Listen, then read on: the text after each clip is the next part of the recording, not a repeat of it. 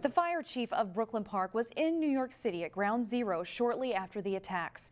Back then, Chief John Cunningham worked for the fire department in Greenwich, Connecticut.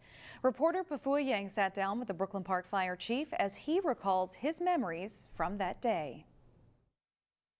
Personally, it's a day of reflection.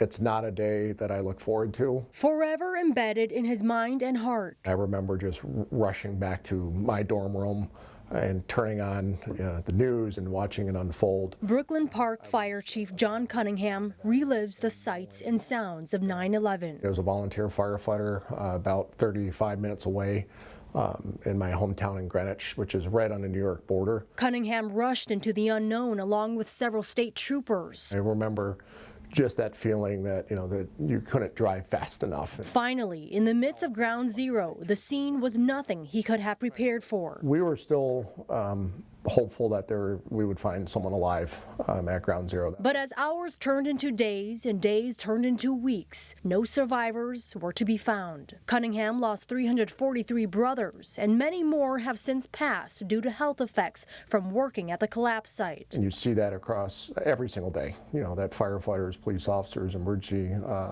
medical personnel, they run into danger when everyone else is trying to get out of it. And while the attacks left destruction, when September 12th hit, our country changed. America became united. Thousands of people held signs of gratitude and love toward the heroes. I started to choke up, and even thinking about it, it's emotional. Cunningham recalls a kid hugging him and handing him a ribbon that said, "Who I am makes a difference." That was a profound moment because I realized that no matter what you do as a person, every small act of kindness and generosity makes a difference on the world. He says suddenly, all the differences in the world didn't matter anymore. We recognize that we have a lot more in common with each other than we do our differences. In Brooklyn Park, Pafua Yang. Never forgetting truly means never forgetting. CCX News.